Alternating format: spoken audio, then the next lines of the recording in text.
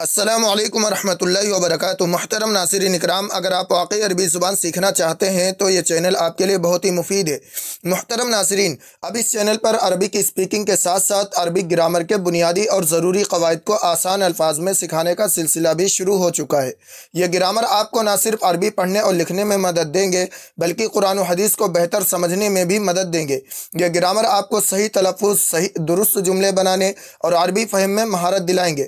ہر لفظ، ہر جملہ اور ہر حرکت کا صحیح مطلب جاننا اب بہت آسان ہوگا، چاہے آپ مبتدی ہوں یا تھوڑا سا جانتے ہوں۔ یہ اسباق ہر کسی کے لیے برابر آسان اور دلچسپ ہوں گے۔ تو آئیے عربی گرامر دلچسپ اور سادہ انداز میں سیکھنا شروع کرتے ہیں۔ سبق شروع کرنے سے پہلے ایک اہم اطلاع ہے کہ سبق کے متعلق جو چیز نہ سمجھ میں آئے وہ آپ واٹس ایپ گروپ یا کمنٹ باکس میں ضرور پوچھ سکتے ہیں۔ تو آئیے آج کا سبق شروع کرتے ہیں، لیکن سبق شروع کرنے سے پہلے آپ حضرات سے ایک چھوٹی سی گزارش ہے کہ برائے مہربانی ویڈیو کو لائک و شیئر ضرور کریں اور چینل کو لازمی سبسکرائب کر لیں اور بیل آئیکن دبا کر آل پر کلک کر دیں تاکہ آپ کو ہر سبق وقت پر مل سکے۔ تو آئیے آج کا سبق شروع کرتے ہیں۔ سب سے پہلے ہم گزشتہ سبق کے بارے میں پڑھ لیتے ہیں۔ گزشتہ سبق کا یہ خلاصہ ہے۔ اس سے پہلے والے سبق میں ہم نے پڑھا تھا لفظ کے بارے میں۔ لفظ کہتے ہیں انسان کے منہ سے جو بات نکلتی ہے، جو الفاظ نکلتے ہیں، انہیں لفظ کہا جاتا ہے۔ اب یہ لفظ یعنی ورڈ دو طرح کا ہوتا ہے، اس کی دو قسمیں ہوتی ہیں۔ نمبر ایک لفظ موضوع، جسے لفظ مستعمل بھی کہتے ہیں۔ لفظ موضوع اسے کہتے ہیں جس کا کوئی مطلب ہوتا ہے، جس کا کوئی معنی ہوتا ہے، میننگ فل ورڈ۔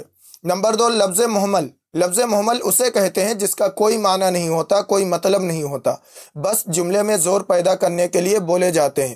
جیسے ہم بولتے ہیں پانی وانی، تو پانی تو ہو گیا لفظ موضوع اور وانی ہو گیا لفظ مہمل۔ پانی کا تو ایک مطلب ہے، اس سے سمجھ میں آیا کہ پانی ہم کہنا چاہ رہے ہیں، لیکن وانی سے کچھ نہیں سمجھ میں آتا، اس کا کوئی مطلب نہیں، یہ محض جملے میں زور دینے کے لیے بولے جاتے ہیں۔ لفظ موضوع کی دو قسمیں ہیں۔ نمبر ایک مفرد، جسے کلمہ بھی کہتے ہیں، یعنی سنگل ورڈ۔ نمبر دو مرکب یعنی کمپاؤنڈ، اور مرکب کو جملہ بھی کہتے ہیں۔ ابھی آگے آج اسی کے بارے میں ہم پڑھیں گے۔ مفرد یعنی جسے کلمہ کہتے ہیں، اس کی تین قسمیں: اسم، فعل، حرف۔ اسم یعنی ناؤن اور فعل یعنی ورب، حرف یعنی پارٹیکل۔ اسم ناؤن یعنی کسی چیز کا نام یا کسی شخص کا نام یا کسی جگہ کا نام۔ فعل یعنی جس جملے میں، جس لفظ میں کام کا کرنا یا ہونا بتایا جائے تو اس کو کیا کہیں گے؟ فعل، اور اس میں وقت پایا جائے۔ حرف جو اسم اور فعل کے معنی کو مکمل کرتا ہے، اس کو حرف کہتے ہیں، اور انہی تین چیزوں سے ایک جملہ مکمل بنتا ہے: اسم، فعل، حرف۔ اس کو ہم آگے پڑھیں گے، اس کی تعریفیں تو پڑھ چکے ہیں، اب اس کے بارے میں تفصیل سے آگے پڑھیں گے۔ پہلے ہم مرکب کے بارے میں پڑھ لیتے ہیں۔ آج کا جو سبق ہے مرکب کے بارے میں۔ مرکب یعنی کمپاؤنڈ ورڈ۔ تعریف اس کی پہلے جان لیتے ہیں۔ یہ ایسا لفظ ہے جو دو یا دو سے زیادہ الفاظ سے مل کر بنے۔ جو دو یا دو سے زیادہ الفاظ سے مل کر بنے اسے مرکب کہتے ہیں۔ اگر ایک لفظ ہے تو اسے مفرد کہیں گے، یعنی کلمہ، جو ہم پیچھے سبق میں پڑھ چکے ہیں۔ اور اگر وہ دو لفظ سے مل کے بنا ہے یا دو سے زیادہ الفاظ سے مل کر بنا ہے تو اسے مرکب کہیں گے۔ یہاں پہ مثال لکھی ہوئی ہے، الباب مفتوح، اس کا مطلب ہے دروازہ کھلا ہے۔ The door is open۔ اب یہاں پہ دیکھیے، الباب ایک لفظ ہے، مفتوح ایک لفظ ہے، یہ الگ الگ کلمے تھے، ان دونوں کو ملا دیا تو اب ہو گیا الباب مفتوح، تو دو لفظ ہو گئے، تو اب الباب مفتوح، اس پورے یعنی دونوں لفظوں کو ہم مرکب کہیں گے۔ اس کو ہم کیا کہیں گے؟ مرکب کہیں گے، کیونکہ یہ دو لفظوں سے مل کر یہ بنا ہے۔ اسی طریقے سے ماء بارد، اس کا مطلب ہے ٹھنڈا پانی۔ تو اب دیکھو، ماء ایک الگ کلمہ تھا، بارد الگ کلمہ تھا، لیکن دونوں کو ملا دیا تو ہو گیا ماء بارد، یعنی ٹھنڈا پانی۔ تو اب یہ بھی کیا ہے؟ مرکب ہے، کولڈ واٹر۔ اب یہ مرکب کی ہم قسمیں پڑھ لیتے ہیں، ٹائپس آف کمپاؤنڈ۔ نمبر ایک مرکب کی قسمیں، مرکب تام۔ اس کو ہم مرکب تام بھی کہتے ہیں، مرکب مفید بھی کہتے ہیں، اور اسی کو ہم جملہ بھی کہتے ہیں، کلام بھی کہتے ہیں۔ اس کے کئی معنی: مرکب تام، مرکب مفید، اور جملہ اور کلام، یعنی کمپلیٹ سینٹینس۔ یہ ایسا مرکب جس سے بات مکمل طور پر سمجھ میں آ جائے۔ مرکب تام کہتے ہیں ایسے مرکب کو جس سے بات مکمل طور پر سمجھ میں آ جائے۔ جیسے یہاں پہ مثال دی گئی ہے، الرجل قائم، آدمی کھڑا ہے۔ تو بولنے والے نے جب یہ بولا کہ الرجل قائم، آدمی کھڑا ہے، تو اس سے پوری بات سمجھ میں آ گئی کہ آدمی کھڑا ہے۔ the man is standing۔ اسی طریقے سے جاء المعلم، استاذ آیا۔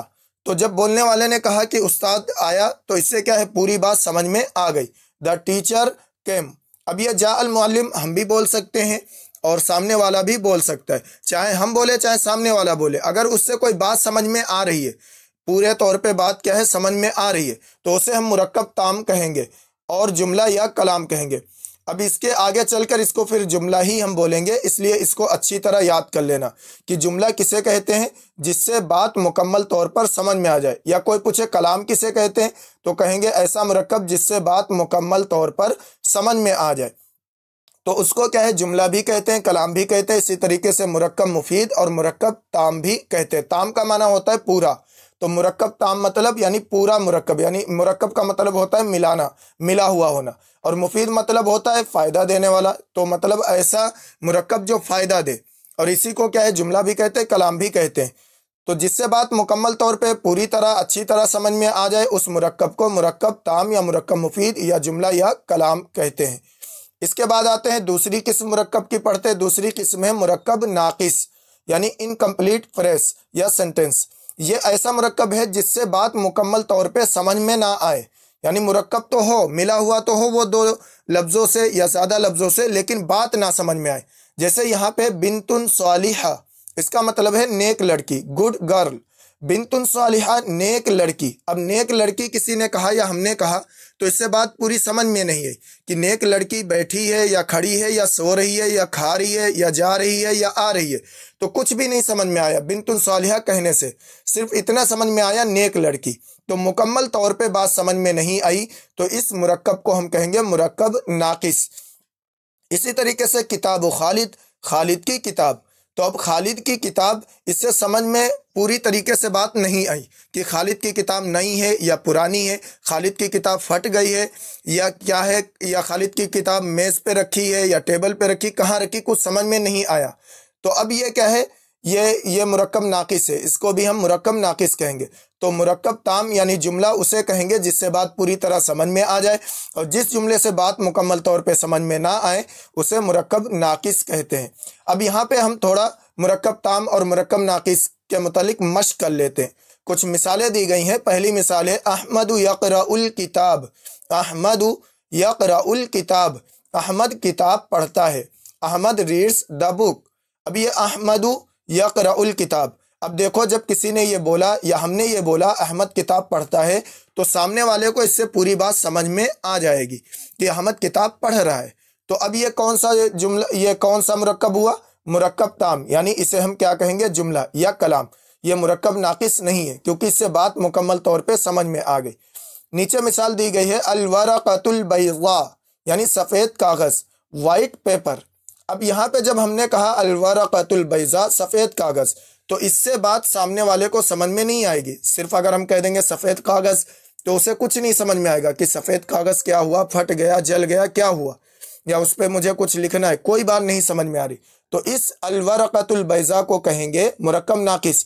اور مرکب کیوں ہے؟ کیونکہ یہاں دو لفظوں سے مل کر بنا ہے، ایک ہے الورقہ اور ایک ہے البیضاء، تو اس کو ہم کہیں گے مرکب ناقص. اسی طریقے سے جاء مبکرن، وہ جلدی آیا، ہی کیم ارلی.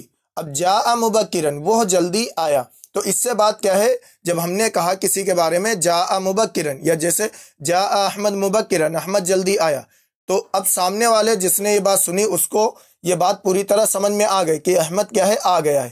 تو اب یہ کون سا مرکب ہوگا، یہ مرکب تام یعنی جملہ ہوگا. جاء یہ ایک لفظ ہے، مبکرن یہ ایک لفظ ہے، دونوں کو ملایا اس سے پوری بات سمجھ میں آ رہی ہے، تو اس کو ہم جملہ یا کلام یا مرکب تام یا مرکب مفید کہیں گے. مرکب ناقص یہ نہیں ہے. اس کے بعد ہے فی الحدیقہ یعنی باغ میں، فی معنی میں، الحدیقہ باغ، باغ میں، ان دا گارڈن. اب کسی نے کہا فی الحدیقہ یا ہم نے کسی سے کہا فی الحدیقہ یعنی باغ میں، تو اس سے پوری بات سمجھ میں نہیں آئی کہ یعنی باغ میں کیا ہے، باغ میں ہم جا رہے ہیں یا باغ میں کیا ہے، تو کچھ بھی نہیں سمجھ میں آیا. یا باغ میں پھول کھلے، کچھ بھی نہیں سمجھ میں آ رہا صرف فی الحدیقہ کہنے سے یا باغ میں کہنے سے. تو یہ مرکب ناقص ہے یعنی انکمپلیٹ سینٹنس ہے. اس کے بعد ہے قلمی، اس کا مطلب ہے میرا قلم، مائی پین. تو ہم نے جب کہا قلمی میرا پین، تو اب اس سے بھی کچھ سمجھ میں نہیں آ رہا ہے یعنی میرا قلم ٹوٹ گیا ہے یا میرا قلم نیا ہے یا کیا ہے پرانا ہے یا میرا قلم کسی کے پاس ہے، تو کچھ بھی نہیں سمجھ میں آیا سامنے والے کو، تو یہ بھی کیا ہے مرکب ناقص ہوگا، یعنی انکمپلیٹ سینٹینس ہوگا۔ تو یہ مشق دی گئی ہیں، آپ ان کو اچھی طرح مشق کر لیں، اور یہ جتنے بھی یعنی ابھی مرکب ناقص اور مرکب تام یہ جو بھی پڑھایا جا رہا ہے، آپ ان کی تعریفیں اپنی کاپی پہ لکھ کر آپ واٹس ایپ گروپ میں بھیج کے چیک بھی کروا سکتے ہیں۔ اس کے بعد ہے مرکب مفید۔ اب یہ جو مرکب ناقص ہے ابھی ہم اس کو نہیں پڑھیں گے، ابھی پڑھیں گے مرکب مفید یعنی جملہ کو، جو یعنی جس سے پوری بات سمجھ میں آ جاتی۔ اب اس کی ہم قسمیں پڑھ لیتے ہیں۔ اس کی دو قسمیں ہیں، نمبر 1 جملہ خبریہ جسے کہتے ہیں assertive سینٹینس، نمبر 2 جملہ انشائیہ جسے کہتے ہیں imperative سینٹینس۔ تو یہ دو قسمیں ہیں مرکب مفید کی یعنی جملہ کی، جملہ خبریہ، جملہ انشائیہ۔ جملہ خبریہ یعنی assertive سینٹینس اور جملہ انشائیہ یعنی imperative سینٹینس۔ اب ان دونوں کی ہم آگے تعریف پڑھ لیتے ہیں۔ جملہ خبریہ کسے کہتے ہیں؟ جملہ خبریہ کہتے ہیں جس میں ہم صرف کسی چیز کی خبر دیتے ہیں یا کوئی بات بتاتے ہیں۔ جملہ خبریہ کسے کہتے ہیں؟ اس جملے کو جس میں ہم صرف کسی چیز کی خبر دیتے ہیں یا کوئی بات بتاتے ہیں۔ یہ جملہ یا تو سچا ہو سکتا ہے یا جھوٹا ہو سکتا ہے۔ اس کا مقصد صرف معلومات دینا ہوتا ہے، یعنی سامنے والے کو معلومات دینا ہوتا ہے، خبر دینا ہوتا ہے، صرف یہ مقصد ہوتا ہے۔ اب یہ جملہ سچا بھی ہو سکتا ہے یا جھوٹا بھی ہو سکتا ہے۔ اس کو کہتے ہیں جملہ خبریہ۔ بہت ہی آسان الفاظ میں اور بہت ہی آسان انداز میں یہ تعریف یہاں پہ لکھی گئی ہے، جس میں ہم صرف کسی چیز کی خبر دیتے ہیں یا کوئی بات بتاتے ہیں۔ یہاں پہ مثال ایک لکھی ہوئی ہے، جیسے ہم نے کسی کو بتایا، کسی نے پوچھا احمد کہاں ہے، تو ہم نے کہا احمد بازار گیا، ذهب احمد الى السوق، احمد بازار گیا۔ تو اب ہم نے اس کو ایک خبر دی، ایک چیز بتائی کہ احمد کیا ہے، بازار گیا ہے۔ تو یہ میں نے جو بات بتائی ہے، اب یہ جھوٹ بھی ہو سکتی ہے اور سچ بھی ہو سکتی ہے۔ ہو سکتا ہے احمد بازار نہ گیا ہو اور ہو سکتا ہے چلا بھی گیا ہو۔ تو یہ جھوٹ بھی ہو سکتی، سچ بھی، دونوں احتمال رہتے ہیں۔ اس کا صرف مقصد کیا ہے؟ بتانے کا مقصد یہ ہے کہ سامنے والے کو معلومات دینا ہے کہ احمد بازار گیا ہے، مطلب یہ ہے کہ احمد یہاں نہیں ہے۔ Ahmad went to the market۔ تو جملہ خبریہ اچھی طرح امید ہے کہ سمجھ میں آ گیا ہوگا کہ جس میں ہم صرف کسی چیز کی خبر دیتے ہیں یا کوئی بات بتاتے ہیں، اور اس جملے میں کیا ہوتا ہے، سچ بھی ہو سکتا ہے یا جھوٹ بھی ہو سکتا ہے۔ اس کا مقصد صرف معلومات دینا ہوتا ہے سامنے والے کو۔ اب اس کے بعد آ جاتے ہیں جملہ انشائیہ کو سمجھ لیتے ہیں۔ جملہ انشائیہ وہ بات ہوتی ہے جس میں ہم خبر دینے کے بجائے کوئی کام کرتے ہیں۔ بہت ہی آسان الفاظ میں یہ تعریف کی گئی ہے، آپ کو اتنی آسان تعریف جلدی کہیں ملے گی نہیں، بہت ہی یعنی آسان، جیسے بچوں کو سمجھایا جاتا ہے اس طریقے سے آپ کو اس میں سمجھایا جا رہا ہے، اس لیے اچھی طرح ان کو سمجھ لیجئے گا۔ جملہ انشائیہ وہ بات ہوتی ہے جس میں ہم کسی کیا ہے خبر دینے کے بجائے کوئی کام کرتے ہیں۔ اب وہ کوئی کام کیا ہے؟ کسی کو حکم دینا، کسی کو ہم حکم دیتے ہیں کہ بھائی اٹھ جاؤ یا بیٹھ جاؤ یا یہاں سے چلے جاؤ یا کھانا کھا لو یا پانی پی لو، تو یہ حکم دینا بھی ہوتا ہے۔ کوئی سوال پوچھنا، جیسے ہم کسی سے پوچھتے ہیں تم کہاں ہو، تم کہاں گئے، یہ ساری چیزیں۔ کوئی خواہش یا احساس ظاہر کرنا، یعنی اپنی فیلنگ ظاہر کرنا، تو یہ جیسے کیا ہے، میری خواہش ہے کہ میں کامیاب ہو جاؤں، کاش میں کامیاب ہو جاؤں، کاش میرے پاس مال و دولت آ جائے، تو یہ بہت سی خواہشیں ہوتی ہیں۔ تو اس طرح کے جو جملے ہوتے ہیں انہیں جملہ انشائیہ کہتے ہیں، یعنی جس میں حکم دینا پایا جائے یا سوال وغیرہ یا خواہش کا اظہار ہو، تو اس طرح کے جو جملے ہوتے ہیں انہیں جملہ انشائیہ کہتے ہیں۔ اور اس میں جھوٹ یا سچ کا احتمال نہیں ہوتا ہے، یعنی یہ جملے جھوٹے یا سچے نہیں ہو سکتے۔ جیسے میں نے کسی سے کہا کہ تم یہاں پہ بیٹھ جاؤ، تو اب یہ جھوٹا نہیں ہو سکتا، اس میں جھوٹ کا احتمال ہے ہی نہیں۔ اب وہ کیا ہے، بیٹھ جائے گا سامنے والا۔ یا میں نے کہا کہ تم وہاں چلے جاؤ، تو اس میں بھی کوئی جھوٹ کا احتمال ہے ہی نہیں، کوئی اور آپشن ہے ہی نہیں۔ تو ہم کیا کہہ رہے ہیں کہ اگرچہ میری اندر سے نیت کچھ اور ہو، لیکن جو ہم بول لیں اس جملے میں کوئی جھوٹ کا احتمال نہیں ہے۔ ہماری نیت میں کھوٹ ہو سکتا ہے لیکن جملے میں کیا ہے، جھوٹ کا احتمال نہیں ہے۔ اسی طریقے سے ہم نے ظاہر کی کوئی خواہش، کاش میں امتحان میں کامیاب ہو جاؤں، تو اب اس میں بھی کوئی جھوٹ کا احتمال نہیں ہے۔ تو اب اس میں ہم کیا ہے، خبر کسی کو نہیں دے رہے ہیں، بلکہ کیا ہے، ایک کام کر رہے ہیں، اور وہ کام کیا ہے، کسی کو حکم دینا یا سوال پوچھنا ہے، خواہش یا احساس کا اظہار کرنا۔ یہاں پہ ایک مثال دی گئی ہے، اجلس ہونا، یہاں بیٹھ جاؤ۔ تو جب ہم نے سامنے والے سے کہا یہاں بیٹھ جائیے، تو مطلب یہ ہے کہ یعنی یہ جھوٹ نہ، یہ جھوٹ ہو سکتا ہے، یہ جھوٹ ہو نہیں سکتا، بلکہ یہ کیا ہے، سچ ہے، اور یہ ایک ہم حکم دے رہے ہیں کسی کو۔ تو یہ جملہ کون سا ہوگا؟ جملہ انشائیہ، سٹ ہیئر۔ محترم ناظرین اکرام، مجھے امید ہے کہ آپ کو مرکب کے بارے میں اچھی طرح یعنی علم آ گیا ہوگا اور آپ اچھی طرح سمجھ گئے ہوں گے۔ اگر ویڈیو اچھی لگی ہو تو ویڈیو کو لائک و شیئر ضرور کریں۔ ملتے ہیں اگلی ویڈیو میں۔ السلام علیکم ورحمۃ اللہ وبرکاتہ۔